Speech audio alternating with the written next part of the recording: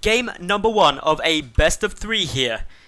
And it is, I'm double checking, but I'm 99% sure it is a round of 16 game. Yep, it is. So a round of 16 game here. Top 4 qualify, so we're really nearing the end of the line to get one of those qualification spots. And we're about to get into an awesome best of 3. A ZvP. Going down on King Sejong Station, and in the lower right hand position as the red Zerg player. He represents my insanity. None other than Serral. And his opponent up in the top left. The blue Protoss player in the clan Duck now, but probably more well known for being in IM. It is First. So, First is known very, very well. He's a Korean player. He's done amazing stuff in multiple different teams, championships all over the world. He lost in WCS Season 2 to Jaedong 3-0, but still took home $10,000 of prize money. In 2013 as well. I'm trying to find any of his 2014 results, but 2013 in the IEM Season 7 World Championships, he came second to Yoda, winning $15,000. He's just incredible. In 2012 MLG Summer Championships, he did amazing too. So just an incredible player who's looking to cannon rush possibly this game. Meanwhile, Serral is probably less well known, newer on the scene, but having just come off the back of a pretty astounding run at Copenhagen Games. Again, I don't have the bracket for Copenhagen Games in front of me, but I'm fairly sure that he did incredibly well. He got into, I believe, the quarterfinals, where he lost to Hyun 2-1, I think. He definitely played Hyun and lost to him, but I can't remember if it was the quarterfinals or the semi-finals. But either way, an amazing run there, doing incredible things. So I'm excited to see how he fares right now. Both of these two, actually everyone in the round of 16 onwards pretty much, are people who could take any of these qualifiers and get a spot. Well deserving to be in WCS EU Challenger. And it's just not impossible to predict how it's going to go. So, probably the biggest thing about this map, while these two are just going over their opening build orders, is the debris to get into the natural base. One entrance is wide open, but there's this second entrance. That can lead to some cool timings, especially from a Zerg point of view. Some really big play with roach timings and stuff like that. You can just punch through there and be like, oh, you've got a cannon on your wall. Yeah, that's not going to help you. And that's fun. Serral, though, he's just taking a quick third base, getting it down a bit later than sometimes. It came down, actually no, it wasn't too late, it was about 4 minutes 20 odd. So, perfectly normal timing, up against that forge, fast expand. A couple of lings out, just going to be looking around. The Overlord placement by Serral is beautiful. This one is in a vulnerable spot, if there was a Stalker. But of course no Cybercore yet, so he's safe to chill.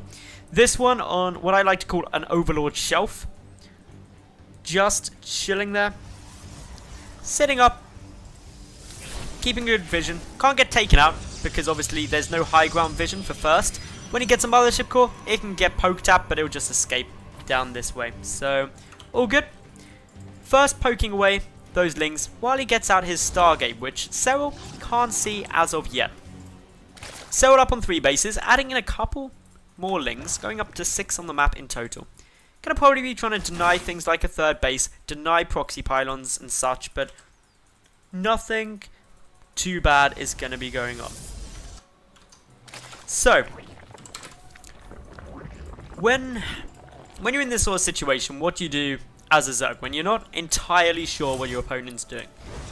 All you can really do is try and account for everything. Most likely they're going to be trying to get some kind of aggressive play on the ground. They're going to be trying to get proxy pylons down or something like that, or take a greedy third. Both responses can be dealt with by a good number of lings. So these lings are predominantly for scouting, for finding out and getting information. Seeing the Phoenix, which will always, or 9 times out of 10, gun for your Overlords, you can just straight away start chucking down things like Spore Crawlers, so you're able to fend off more Phoenix. But when there's only 1 or 2 Phoenix, they're not really a threat because you need 4 at least to pick off a queen.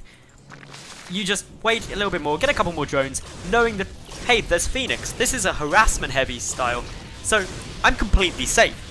I can drone heavily for probably about another minute before I have to start worrying, and even then, I put down 1, maybe 2 spores at each base, and then drone some more. It's good.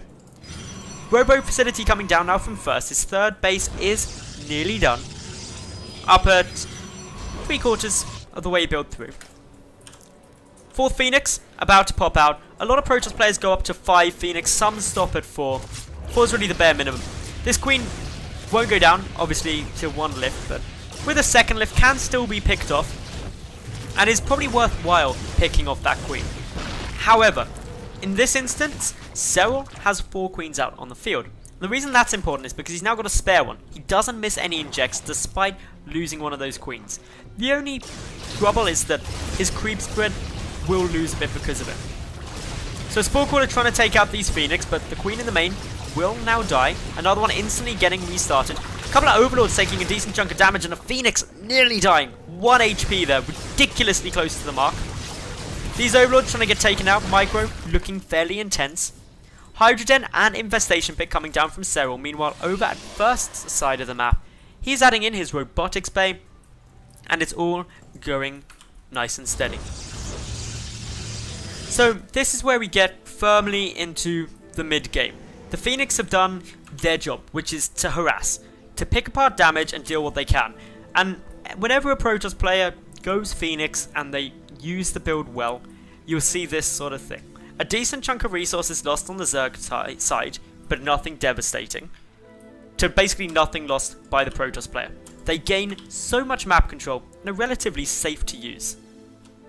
So the Hive is really early from Serral. Trying to see if he knows about... He doesn't even know about the Robotics Bay, doesn't know about the Robotics Facility even. So just predicting there to be some more tech coming through. Teching up into that Hive, looking to get some Vipers out nice and fast. Poking up the ramp, sees a Voidway in production, important bit of information there. They're now going to be looking to get some good damage to the third. Photon Overcharge being used, and there's very little on the ground for first. A lot of its supply tied up in those Phoenix, the Voidway, and the Immortal. Not enough to move down and challenge these Zerglings. As a result, Serral picking up 9 workers at this third base. Quite irritating. But it's only irritating, it's not devastating. Because 9 workers killed compared to none. Yet still first is up at 65 workers, only 2 probes behind Serral. So economically speaking, this is a Protoss player still in very, very good position. Colossi now starting to hit the field, but the first 3 Vipers, they're already on their way out. All looking good. A lot of Hydras in this composition, and that makes sense because you want to deal with the Phoenix, of which 2 already have been... 3 have already been taken out, only 2 remain. So that's good times for Serral.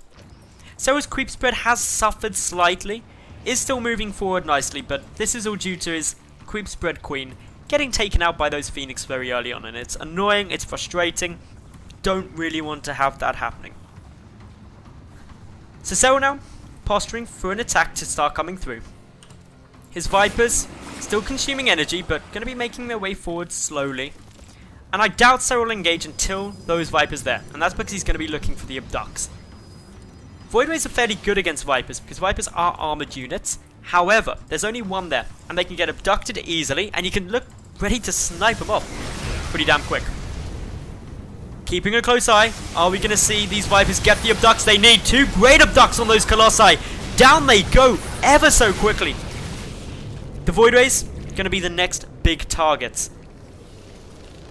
And when you see those Voidways grab, you see first looking very, very scared.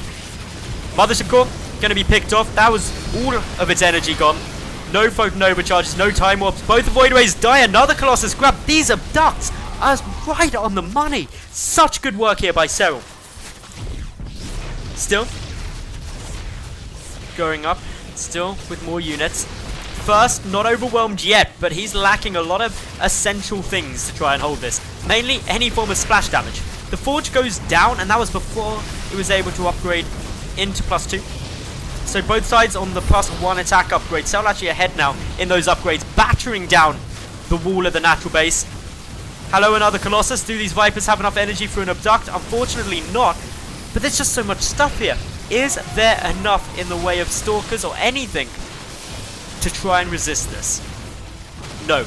Down goes a lot of the Stalkers. The Colossus dies, and Serral, he takes game number 1 off of first in this best of 3